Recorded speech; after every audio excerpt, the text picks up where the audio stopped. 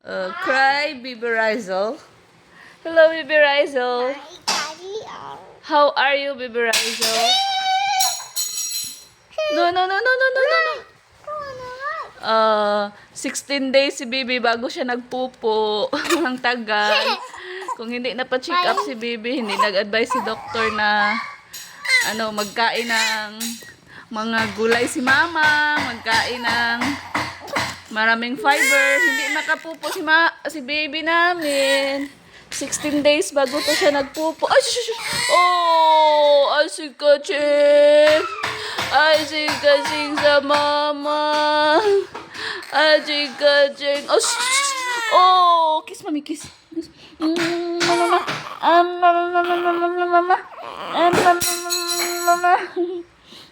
Mama, kiss mami. Kiss mami. Nagpupo ang bibi namin ng 16 days. 16 days siya bago siya nagpupo. Ano yan, Rizel? Nagtapon ang spoon sa table. Nagpupo siya ng 16 days kasi sabi ng pedia, pagka hindi siya, pina-check up namin siya nung 7 days pa lang siya na hindi siya nagpupo. Then sabi ng pedia na obserbaran muna namin ng another 3 days, so 10 days na yon. Kapag 10 days hindi pa siya magpupo, balik kami doon sa pedia. Then after noon, 10 days na hindi pa siya nagpupo.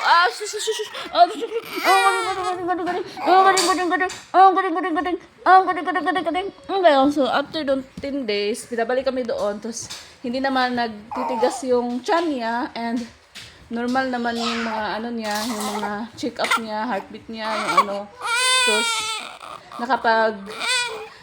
labas naman siya ng mga hangin. Gano'n, tapos hindi naman naniligas yung tiyan niya.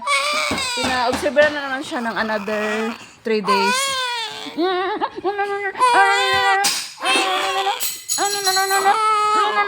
So, bumalik kami doon na 13 days si Bibi. Pumunta kami doon sa pedia na 13 days.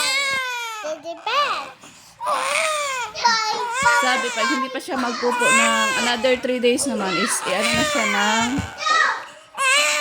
suppository. Oh! Tapos buti na lang pagka 16 days niya is nagpupo na siya. Yun, 16 days nagpupo ang baby. Iyak siya, didi na naman siya, mamang. Didi na naman, mami. Didi. Chuk. Oh, chuk. Wait. Daddy and my daddy and I are Cowboys fans. Wow! Cry na siya. Sige, didi